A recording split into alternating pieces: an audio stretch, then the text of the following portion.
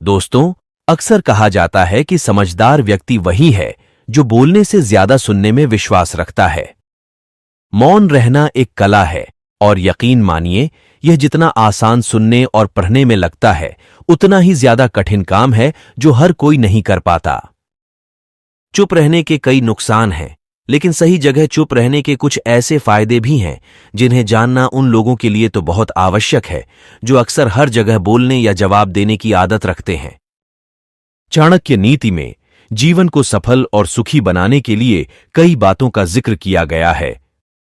आचार्य चाणक्य ने ऐसे 10 जगहों के बारे में बताया है जहां हमें हमेशा खामोश रहना चाहिए।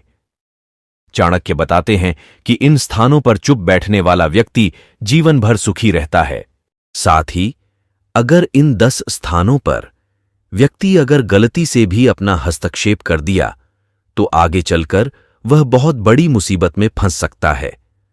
तो चलिए जानते हैं कि वो कौन से 10 जगह हैं जहां हमें हमेशा चुप रहना चाहिए। पहला है, जहां लड़ाई झगड़ा चल रहा हो। चाणक्य नीति में आचार्य चाणक्य बताते हैं कि जहां पर लड़ाई झगड़ा हो रहा हो, उस जगह पर व्यक्ति को हमेशा खामोश रहना चाहिए। यदि किसी स्थान पर झगड़ा चल रहा है और आपका उससे कोई संबंध नहीं है, तो आपको उसके बीच में कोई भी हस्तक्षेप गलती से भी नहीं करना चाहिए। अगर आपने गलती से भी उन लोगों के बीच में हस्तक्षेप कर दिया तो आगे चलकर आपके ऊपर बहुत बड़ी मुसीबत आ सकती है। इसीलिए झगड़े वाले स्थान पर मौन रहना ही अच्छा है। दूसरा है, जहां लोग अपनी तारीफ खुद ही कर रहे हों। आचार्य चाणक्य के अनुसार अगर किसी स्थान पर लोग खुद की तारीफ खुद ही कर रहे होते हैं तो वैसे स्थान पर खामोश रहना चाहिए। साथ ही यदि किसी स्थान पर अगर सभी लोग अपना अहंकार दिखा रहे हैं तो वहां पर आपको बिल्कुल खामोश बैठना चाहिए। चाणक्य बताते हैं कि ऐसी जगह पर बोलने वाले व्यक्ति का अपमान ही होता है। इसके अलावा वे लोग आपको नीचा दिखाने की भी कोशिश करेंगे। इसलिए एक बुद्धिमान व्यक्ति को ऐसे स्थान पर हमेशा चुप ही रहना चाहिए। तीसरा है, जब कोई किसी और की बुराई कर रहा हो। जब कोई आदमी आपके सामने किसी तीसरे आदमी की बुराई कर रहा हो तो उस समय आपको बस चुप रहकर सुनना चाहिए और अपनी राय व्यक्त नहीं करना चाहिए, क्योंकि जो आज आपके सामने किसी तीसरे की बुराई कर रहा है वह कल किसी और के सामने आपकी बुराई भी कर सकता है यदि आपने कुछ कहा तो। इसलिए बेहतर यही होगा कि आप ऐसे स्थान पर रुके ही ना जहां किसी की बुराई की जा रही हो। चौथा है, जब आपके पास अधूरी जानकारी हो। अधूरी जानकारी बहुत ही खतरनाक होता है। यदि आपको किसी घटना या किसी विषय पर अधूरी जानकारी है तो तब आपके लिए चुप रहना ही उत्तम है, क्योंकि अधूरा ज्ञान बड़ा ही घातक होता है। यह आपको हंसी का पात्र भी बना सकता है या किसी मुसीबत में भी डाल सकता है, या फिर आपके दिए गए अधूरे ज्ञान से दूसरे को हानि भी हो सकता है। इसलिए आपको किसी दूसरे को सलाह या ज्ञान तभी देना चाहिए जब आपको उस चीज के बारे में पूरी जानकारी हो। पांचवां है, जब सामने वाला व्यक्ति आपकी भावना ना समझ रहा हो।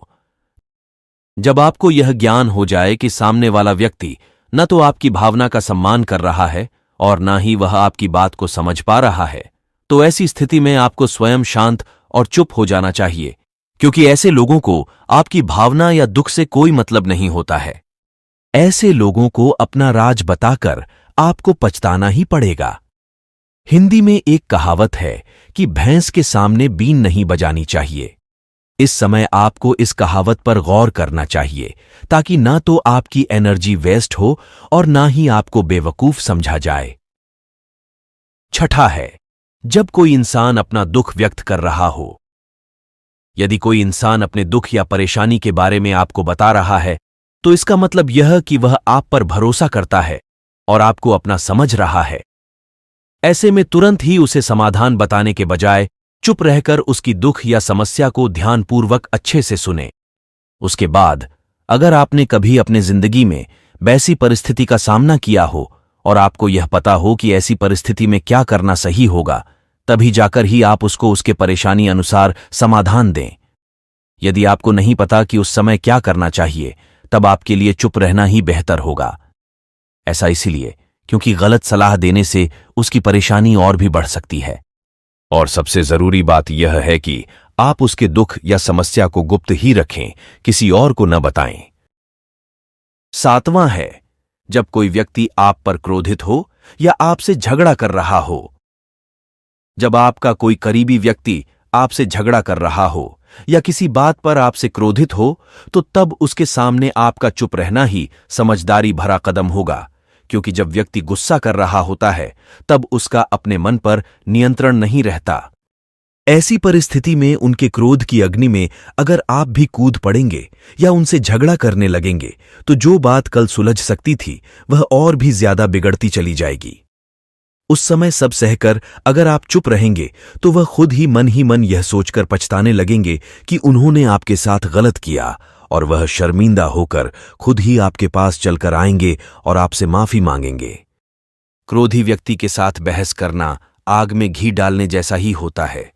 इससे उसके क्रोध की आग और भड़केगी और आपको ही उसका खामियाजा भुगतना पड़ेगा। 8वां है, जब किसी मुद्दे से आपका कोई संबंध ना हो। अगर आपका किसी मुद्दे से कोई संबंध न हो तो वहां आपका चुप रहना बनता है। बिना किसी वजह अगर आप दूसरों के मुद्दों पर बोलेंगे तो यह आपके लिए अनिष्टकारी रहेगा। इसमें केवल और केवल आपका ही नुकसान होगा। आप तब तक चुप रहें जब तक आपको उस मुद्दे को लेकर कुछ पूछा ना जाए। इसके अलावा अगर आपको उस मुद्दे के बारे में कोई स्पष्ट जानकारी नहीं है तो तब भी आप चुप रहें।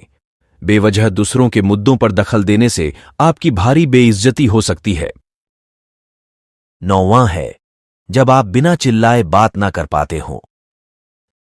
जब हम बिना शोर शराबे के अपने विचारों को संवेदनशीलता से व्यक्त करते हैं तो सामने वाला व्यक्ति हमारी बातों को सुनता है और हमारी भावनाओं को भी समझता है। लेकिन ऊंची आवाज में बात करना सामने वाले के मन में गलत असर डालता है।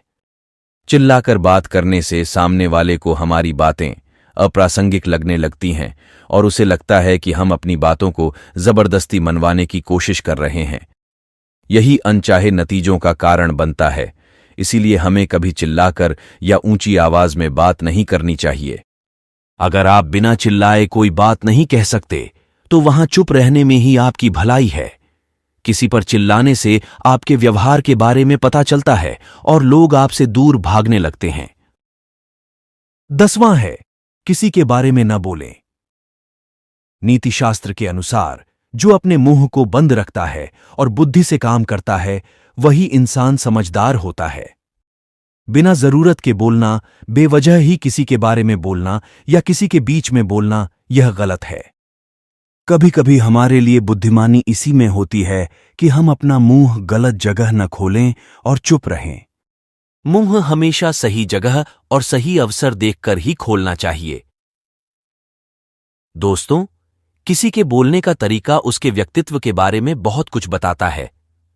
आप तेज, धीरे, कम या ज्यादा किस तरह बोल रहे हैं, क्या बोल रहे हैं और कहां बोल रहे हैं, ये आपका करियर और लाइफ दोनों के लिए बहुत मायने रखता है।